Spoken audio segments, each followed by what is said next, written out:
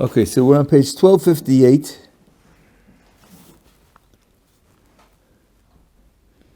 The beginning of chapter 7.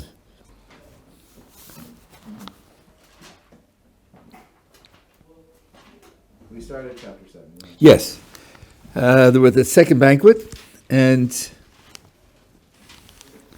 the king repeats his invitation to the queen. What is your request? You'll get it. What is your petition? Up to the half the kingdom. I meant to check. They write, even if it is up to half the kingdom should be fulfilled. I don't think that's right, but I really should check because the words could be read that way, but the sentiment I think is wrong. So, and she said, you're right. And she starts with his favor, and what pleases the king. And my request for myself is my life, and my petition is for my people. And she says, if it had not been a matter of extermination, then I would have kept quiet. I would not have disturbed the king, risked the king's loss or damage to the king just for the sake of avoiding slavery, but for death, I have to do it. So, she says, I and my people. She doesn't yet say who they are, so the king is like astonished. Who's attacking the queen? What kind of idiot is he? Like, what is it? What's going on? King Ahasuerus exclaimed and said to the Queen Esther, who is it? Where is the one who dared to do this? And Esther said, an adversary and an enemy, this wicked Haman. Even Haman didn't know what was coming. How should he know? Nobody knows the queen is Jewish. So she's breaking the news here. Now, everything's on the table. She has now done what she promised to do. She's identified herself. She now has identified herself as Jewish. And Haman, it turns out, think of the king. He's my prime minister, even though he's suspicious of him. He's my prime minister, and he's arranged to attack the queen? The queen? Like, that's over the top for him. I can't see what this is. Haman trembled in terror before the king and queen. The king rose in a rage from the wine feast and went into the palace garden. He's trying to recover from shock. While Haman remained to beg Queen Esther for his life. For he saw that the king's evil determination against him was final.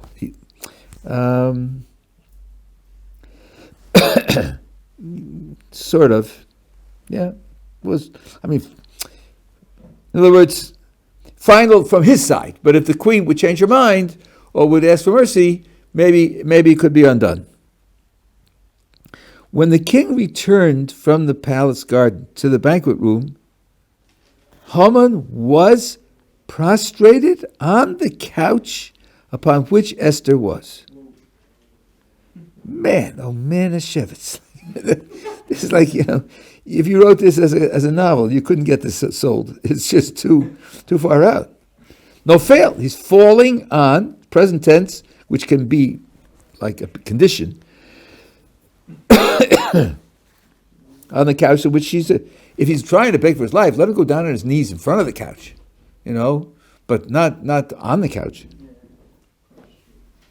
And then the king says, would he actually assault the queen? In the Hebrew, it's a little stronger. Lechbosh means to conquer the queen. It would really mean to rape. With me in the house? So, when those words left the king's mouth, what happens immediately? They covered Haman's face. Who's they? The guards, right? Yeah, the guards. Why are they covering his face? Because they know that he's done. Right? That shouldn't be enough. They're the king's servants. The fact that they know he's done doesn't justify their doing that. The only thing that could justify doing it is if they know they're the king's servants. The only reason that could justify their doing it is if they know the king wants it. Not that they know, and we don't want to look at him anymore. They're the king's servants, right? The idea is that someone whom the king has declared to death His presence is an insult. His presence is an insult. They're calling the guards now to take him away. And cover up his face. The king should have to look on something that's so abhorrent. Okay. Now, Karvona. Just 1 second, let me finish this here. Karvona. One of the servants in attendance of the king said, furthermore, now the English leaves out the key word, hine, behold, the 50 cubit high gallows which Haman made for Mordechai, who bespoke good for the king, is standing in Haman's house. Behold! What does behold mean? Look and see it. Look and see it? They're in the palace. Yeah, but the banquet room has a window. It has a window. And guess what? If you build the gallows 50 cubits high, then you can see the cubits, the gallows from the room in the banquet room, the window of the banquet room. And then why did Zeresh and his friends suggest that the gallows be built 50 cubits high? So that when, So Haman could say to the king, look at that gallows over there, we should hang one on him. No, you're forgetting the scenario. By the time he gets there, Mordechai's already going to be hanging on the gallows. You'll go, they say, and you'll see your enemy hanging from the gallows, and you'll be happy. You'll rejoice. You'll see your enemy hanging from the gallows. Therefore, we should build the gallows so you can see it from the window. That's why they built it, to see it from the window. And what happens with seeing it from the window? Charvona sees it from the window, and he shows it to the king from the window and says, here's the thing to seal him. You were on it, Mordechai, yesterday. Today, you are Mordechai in public. And this guy spoke against Mordechai. And what does the king say? Hang him on it. So here's one of the many cases where Kadosh Baruch Hu manipulates the lives of the wicked so that the plans that they make to do their evil are turned against them. The 50 cubits is used specifically to destroy him. And this is a very common, typical thing. You got a question? Yes. There's two questions. First of all,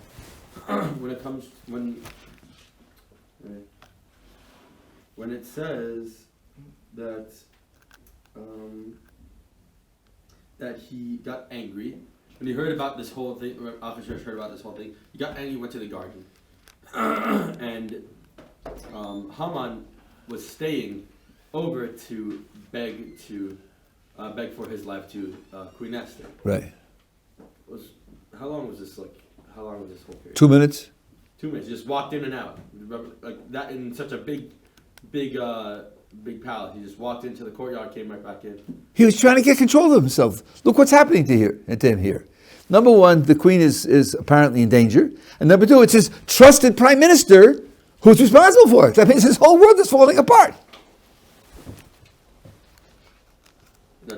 And then he came in and he sees.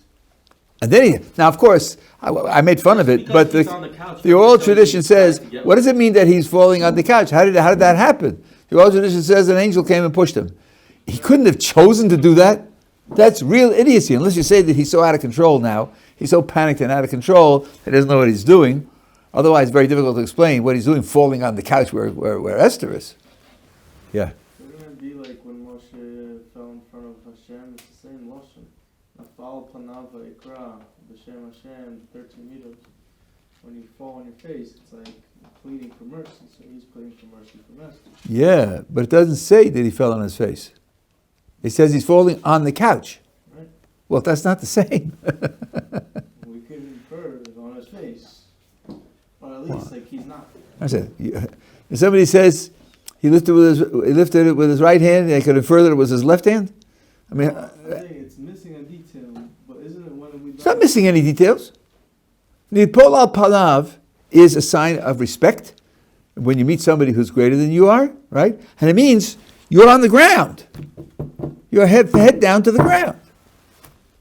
That's not the same as falling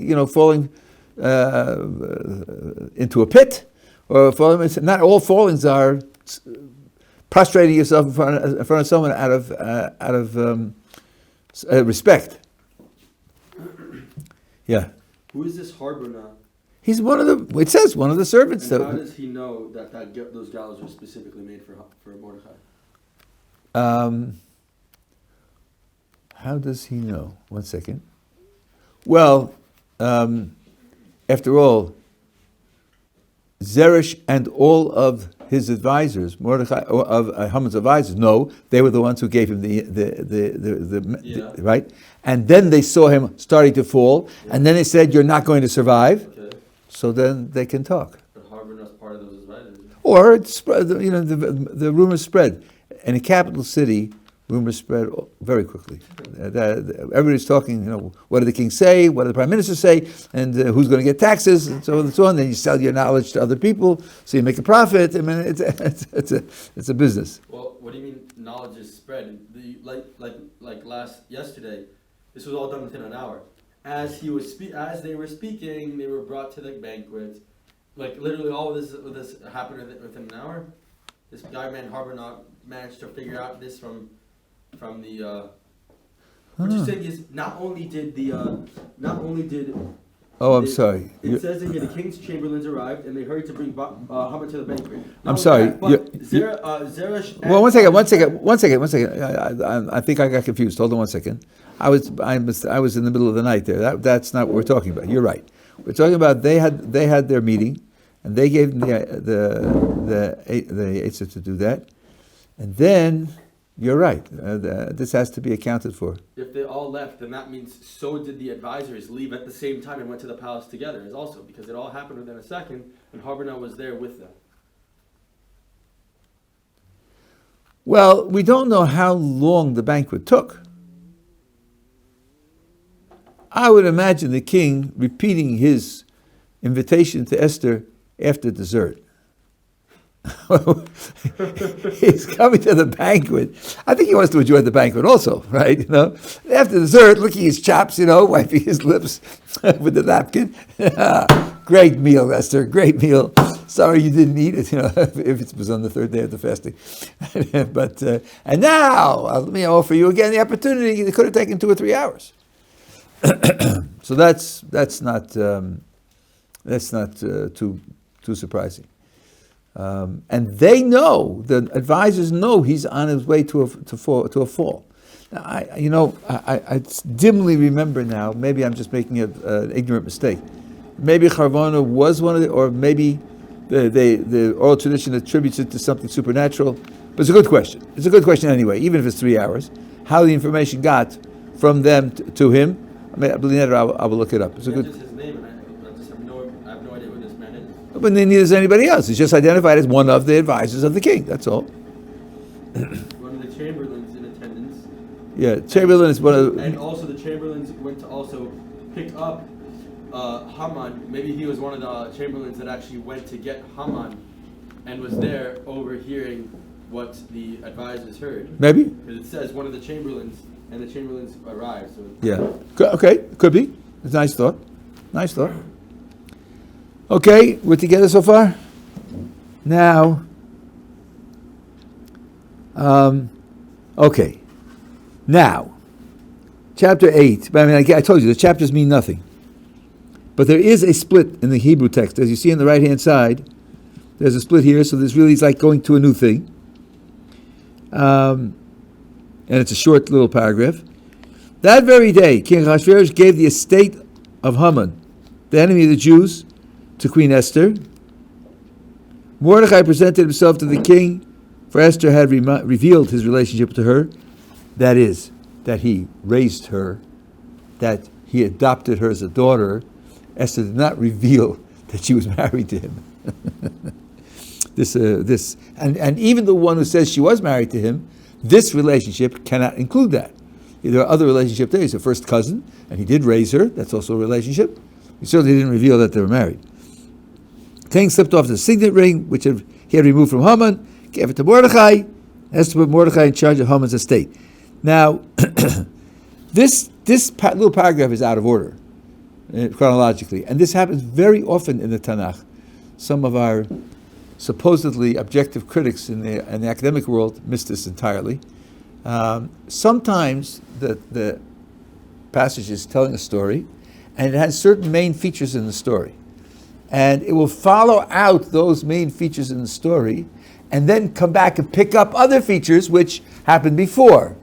So when Joseph is sold by his brothers, the end of the selling says that he was taken down to Egypt and sold to Potiphar, one of the king's officials. That took weeks. Then it goes back and says, and the brothers took his coat and they dipped it in blood, and they said that happened right away. But if the story is about Joseph, you want to know, well, what happened to Joseph? Well, he was thrown in the pit, and then taken out, and then he was sold, and he was taken to Egypt and sold to Potiphar. That's the end of the Joseph story. Now come back and finish the story that happened before.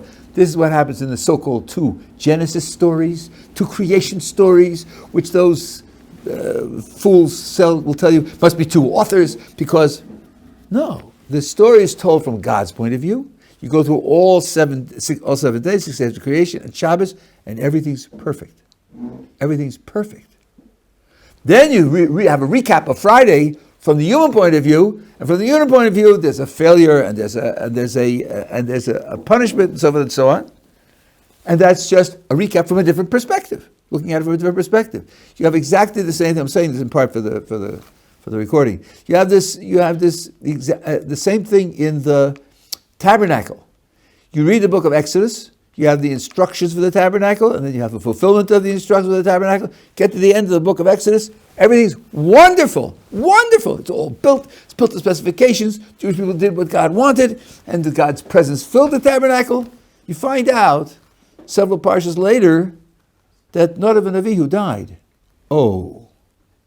On that 8th day, the first Rosh Chodesh Nisan, when they finally inaugurated it, they were killed by heavenly fire because they did something wrong.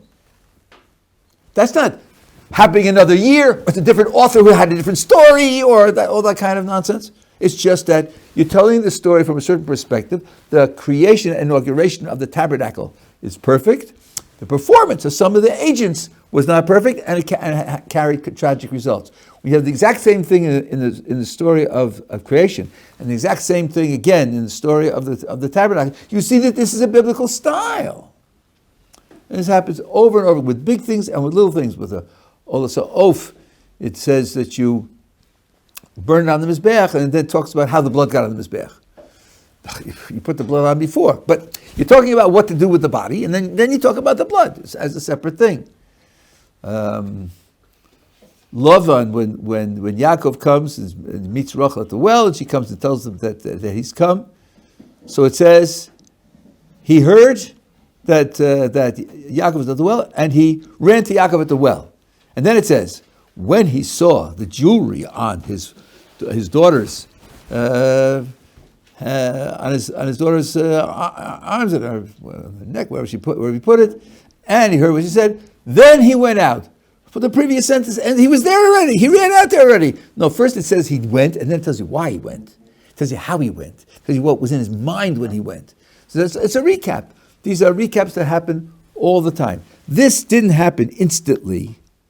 When the king said, hang him on it, Mordechai didn't walk in, and the king say, oh, let's get the deed for the Haman's estate. We'll give it to Esther to send the people down to where they keep the records and bring up the deeds. And my ring here to Mordechai. That happened all later. We now have to continue, starting with verse 3, what happened between Esther and the king. Once he says, hang Haman on the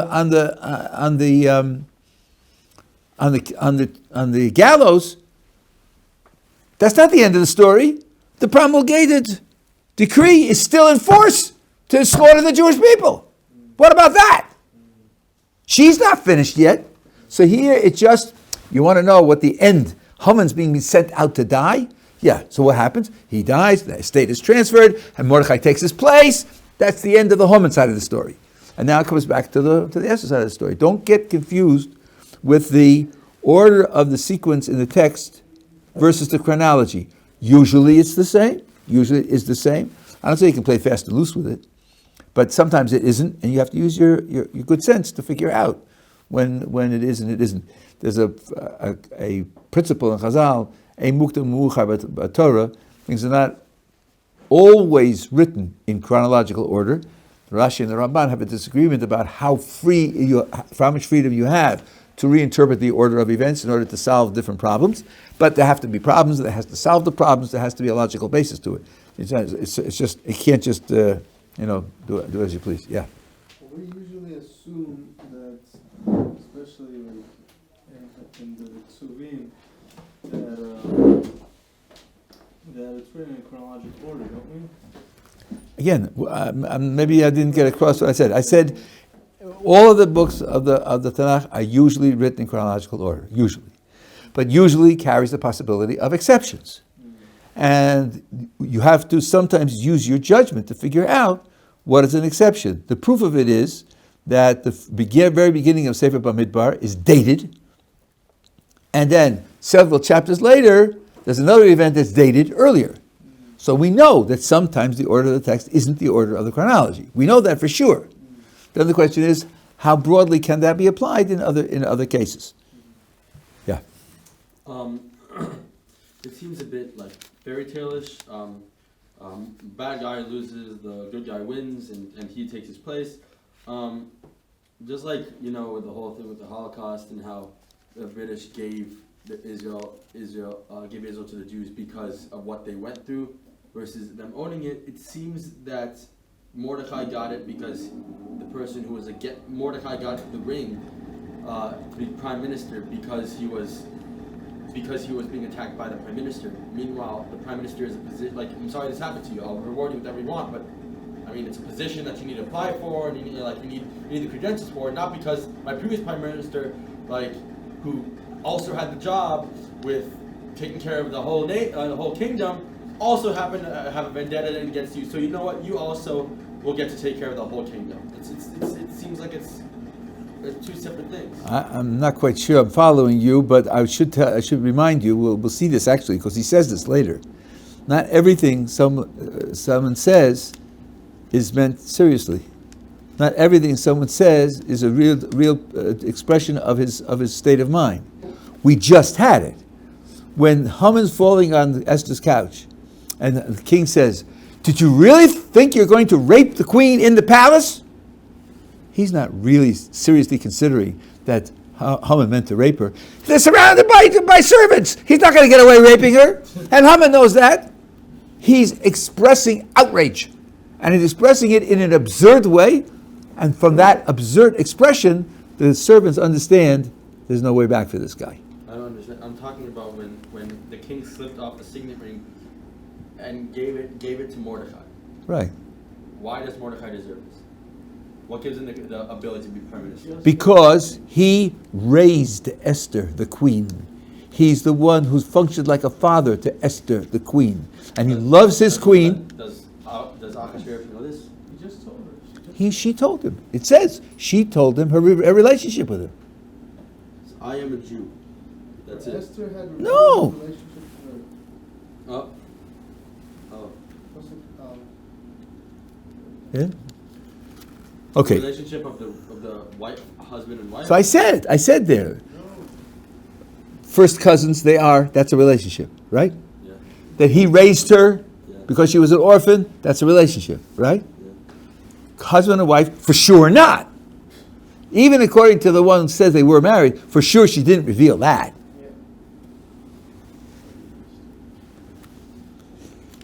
And Mordechai was known. He was a leader of the Jews. He lived in the capital city. So it isn't as if he was an unknown figure, just that no one dreamt that he had any relationship to the queen. And he knows he's not putting in someone who used to run a tavern, to be prime minister. That he knows. Okay, so now Esther has to continue with the main act. For her point of view is to save the Jewish people. Now watch the way she does this. Esther yet again spoke to the king. Collapsed at his feet. Cried. Begged him to avert. Avert's not bad in English, it's just you know what it means. La'avir means to push aside, push away. The evil intention of Haman the Agagite and his scheme, which he had plotted against the Jews. She's crying on the floor. She's sobbing, begging. The king extended the gold scepter to Esther, and Esther arose and stood before the king. She said, now listen to this speech. Ask yourself whether this is a speech of a woman in hysteria. If it pleases the king, and if I have won his favor,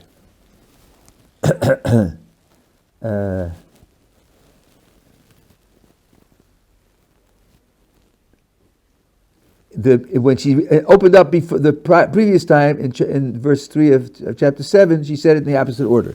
But she said both of those same things. And the proposal seems proper to the king's opinion. 3 times! 3 times! All I'm trying to do is please you. That's all. That's my only intention. And that I be pleasing to him 4 times. Let a decree be written. Wow, is the right thing. Look at what she's doing here. Let a decree be written to countermand. Oh, man. To bring back in Hebrew. In other words, to rescind, to undo. To undo those dispatches devised by Haman, son of Hadassah, the Agagite, which he wrote, ordered the destruction of the Jews who were in all the king's provinces. I want a new order to be written to undo that one, to take it back, to nullify it, invalidate it. For how can I bear to witness the disaster which will befall my people? How can I bear witness to the destruction of my relatives or my family or so on and so on? What's the appeal based on? Me! I can't stand it! I'm not saying it's unjust. I'm not saying it's unfair. I'm not saying it's bad economically. I'm not saying it's bad politically. I have no opinions about the kingdom. I have no opinions. I'm asking you because I'm going to be devastated. She knows exactly where she could have leverage. She can't talk to him about politics or economics or military science or sociology. He's not hearing that from his queen. His queen is a bauble, just a bauble to be pretty. But she could say, I'm going to be unhappy. She could say, I'm going to be devastated. Indeed, if he has a queen that's devastated and depressed, is he going to be happy? Probably not. Probably not. So she knows very well what she's doing. Vocabulary is crafted. The order of presentation of the subjects is crafted. The leverage, the psychological leverage is crafted. That means that when she was on the floor begging and crying and screaming, it was an act. It was an act, a calculated act. I don't think she's alone in this. I think people, when they're in these sort of kinds of and appealing to authorities, do put on acts, but she wasn't above doing that. It was very clear. When you compare her crying and screaming on the floor and getting up and making a speech like this, you see right away that the previous hysteria was an act. Okay, so now the king says to the Queen Esther, Mordechai the Jew, behold, I've given Haman's estate to Esther, and he has been hanged on the gallows because he plotted against the Jews. True or false? This statement of the king, true or false? False. Absolutely false. Absolutely false. The king knew very well, maybe there are commentators who, because it didn't say explicitly, but the king knew very well which people it was. How many peoples are there that are divided and disunified and geographically separated from one another and different from all the other peoples in the kingdom? He knew very well was, and he was quite happy with it. Give him the ring to Haman, do with him as you please, it's fine with me. No, this now is the new rule. This now is the new reality. Haman, this is like rewriting history, Haman was killed because he laid his hand on the Jews. So, how does it look for annihilating the Jews 11 months from now? How does that proposition look? How does that project look? It's beginning to look kind of shaky, right? Because if the king killed Haman because he wanted to lay his hand on the Jews, wow, you may... On the other hand, there's the decree. So that's what the king addresses now. You may write concerning the Jews whatever you desire in the king's name and seal it with a royal signet. But an edict which is written in the king's name and sealed with this royal signet may not be revoked.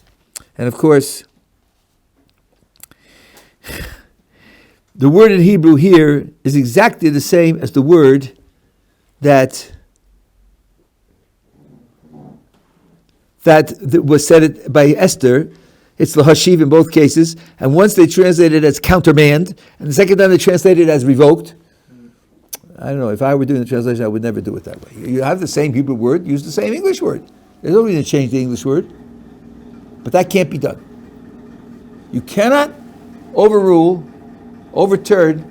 an edict, a declaration, or a royal decree once it's been publicized. Now, why not? That's a rule for the kingdom.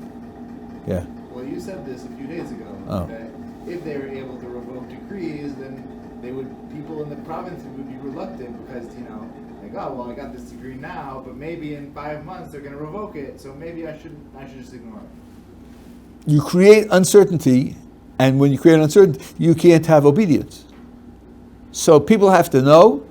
You know what this is like? This is like in American law. I think probably the law of any civilized country.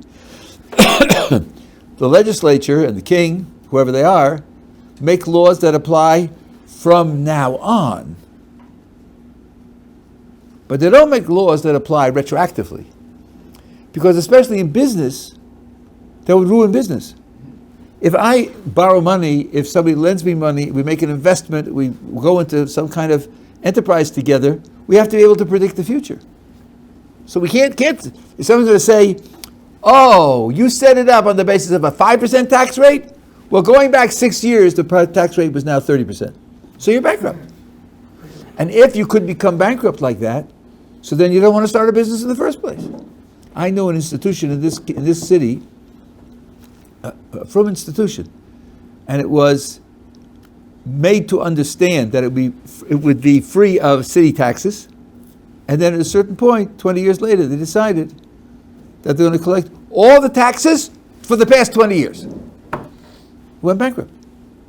You can't live like that. You can't run a business like that. So one of our institutions isn't the business, but if the business world was subject to that, it would cripple business because you've got to be able to predict the future. Here too, you can't have a kingdom that's run that way. So now, the problem for Mordechai and Esther is how to write a new edict, a new declaration, so as not to nullify, uproot, invalidate the previous one, and yet solve the problem of the insecurity of the Jews. So he's putting all the blame on Haman now? Yeah. Well, yes.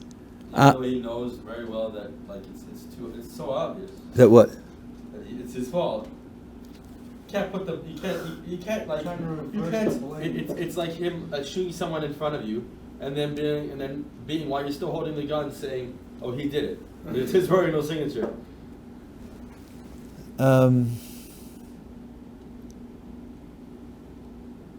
I think in the United States, I don't know if it was done beforehand, but I think in the United States, the first one I heard of who used this technique, the technique of the trial balloon.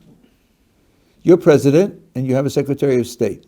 You tell the Secretary of State, give a leak to the press that this is the upcoming policy. Give a leak? News leak. Whether you get it to the press, right? And they say, we've discovered this is the upcoming policy of the United States. Then the president sits back and watches the reaction. And if the reaction is good, he says, yes, I instructed the Secretary of State to say that, and it's my policy. And if it's bad, he says, Secretary of State made it up. I don't know where he got it from, and he's not responsible for it, and it doesn't look bad. But that's different. It's not different. Because that's the royal signet. It's on his hand. So what? You know that, but this handing the signet over to somebody else is a common practice. He's prime minister. He's Achashverosh didn't invent anything here. Well, he could have done whatever he wants. Correct. Oh, okay. But the point is that this idea that, but you didn't let me finish. But in the case of the president and the Secretary of State, everybody knows it's a lie. Everybody knows it's a lie. They know very well the Secretary of State wouldn't make something up. But in the press and the way it's portrayed and the way the people react, and they say, okay, so then the president didn't say it. And he protects himself psychologically from the penalty of having said something stupid. This kind of thing happens all the time. Okay, so now the question is what to do. Watch this now. We're up to verse 9. So the king's secretaries were summoned at that time on the 23rd day of the third month. What? Up until now, all the action took place on either the 15th or the 16th of Nisan, the first month. The third banquet. The third banquet, which I told you was either on the 15th or the 16th, depending upon when you thought the 3 days was. Now this is already the third month, 23rd day of the third month. 2 months. So the commentators say something very interesting here. It said that the first dispatches which Haman sent out, he sent out with certain special couriers. There were special couriers with special animals that were particularly fast. That was on the 13th of Nisan.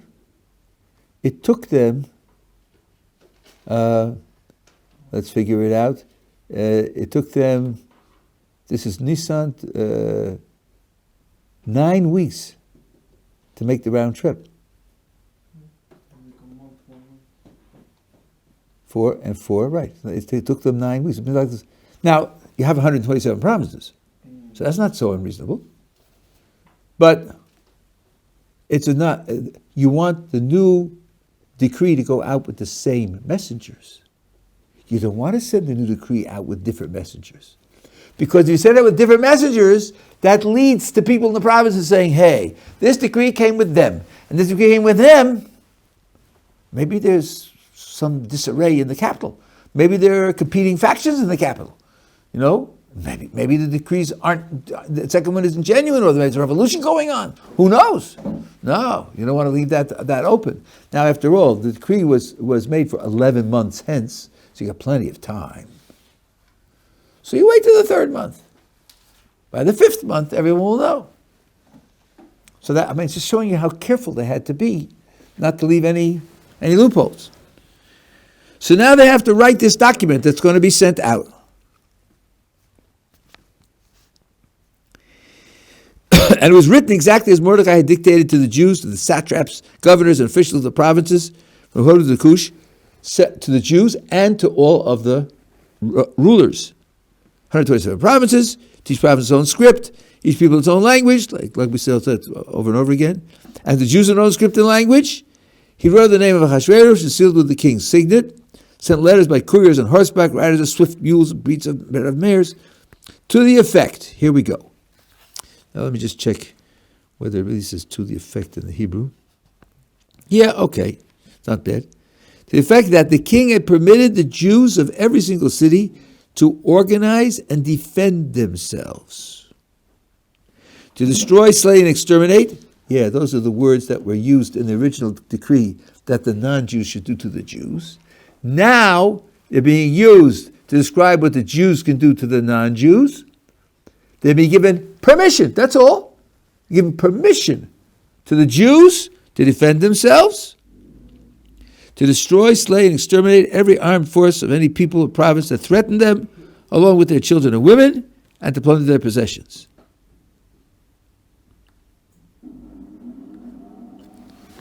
So, the solution to the problem was that the original decree was that everybody in the kingdom, it's free season on the Jews, and they are invited to kill all the Jews. Now, The solution is the decree that says the Jews can defend themselves. So you say, well, what kind of solution is that? It's going to be a war, There are going to be casualties on both sides. Well, not necessarily. Number one, the prime minister is Jewish. Number two, the queen is Jewish. Number three, the king is on record saying that the king killed Haman because he stretched his hand out against the Jews. Does attacking Jews look like a winning proposition? And then in the big cities, there are garrisons of army to protect, and they represent the king, and the king has a Jewish queen and a Jewish prime minister. So you begin to get the idea that attacking the Jews might not go so well. It might not work out too well. And therefore, giving them this permission to defend themselves turns the tide. And as we will see, it simply dispirits all the enemies and makes them afraid, because it's now become a losing proposition. Yeah. So defend. Two things. So it says defend and then kill their women and children. I understand, because they might come to resent the Jews and they'll be suicide bombers and just do it regardless of their repercussions. But that seems a bit. Isn't that morbid or no? Well, you're only reading now what the king permitted them to do. He permitted them to do that. We haven't read. Their women and children. Listen again. We're talking about a Persian king. Persian king, right? We're not talking about the Torah's values here. We're talking about Achashverosh's permission to the Jews to do the following. It's going to look badly on the Jews. Everyone's going to want to. You're not listening to me. You're fixated on an idea, and you're not listening to me. What will determine how people look at the Jews is not what Achashverosh writes. What will determine how people look at the Jews is what the Jews do. We haven't read yet what they do. They have permission. On the contrary, if they're given permission to do more and they do less, it'll look better for the Jews. Right? If the royal decree says you can kill the women and children and take their possessions, and the Jews don't kill the women and children and don't take their possessions, the Jews look better. You're just reading here Achashverosh's royal decree. That's all. Okay? And then, So okay, don't look ahead. We're not going down. Right? I'm trying to teach logic here, right? Here you're reading the decree of the king. That tells you nothing about how people are going to look at the Jews. Although it will teach you, I could split it up into two things now. How will they look at Jews until the day comes? They'll be very afraid. Maybe they don't know what the Jews will do. And the king gave them permission to do all of this. So then they'll be very afraid to raise their heads. so they said that they can defend themselves. Yeah, but defense means... Preemptive. It means preemptive. And Since it was in secret, and not even if there are people that are even very, very open about their anti-Semitism towards Jews, like still, how are you supposed to be like, oh, that's the guy we're supposed to get, and that's the guy we're supposed to get, and that's it, and there we go. How are the Jews supposed to preemptively know not only to strike, but also who to strike? What do you mean? we'll see that. I mean, it's written in the text. It's written in the text word for word, right? But the reaction...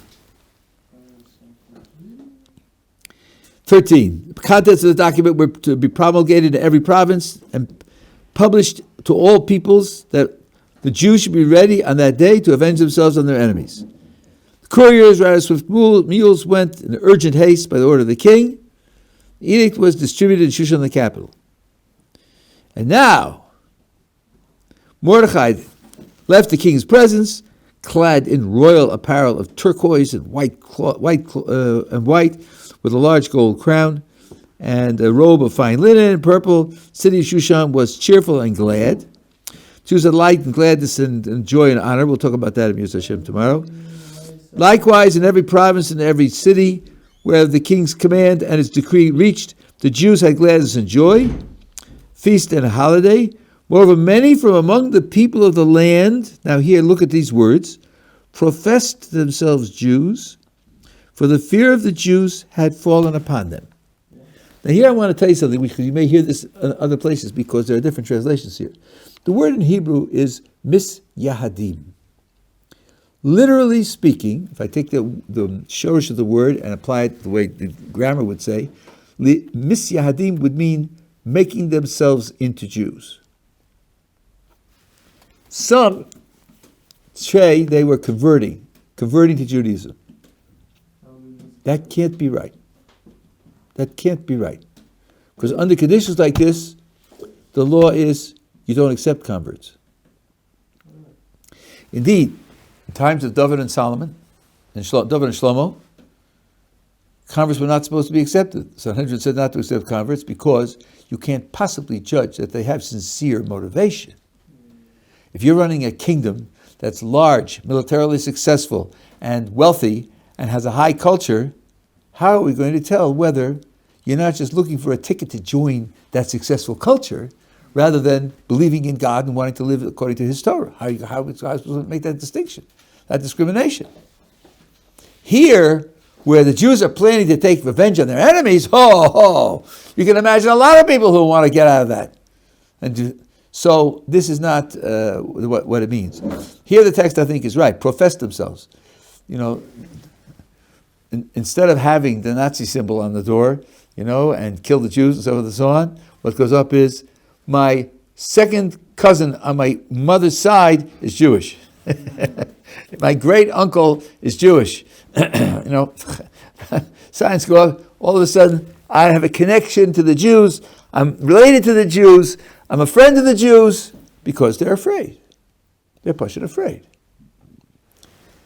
That's the impression that it makes in the meantime. But as I said before, there's a gigantic difference between what they're given permission to do and what they do, and in the end, they will be judged by what they do, and that we haven't read yet.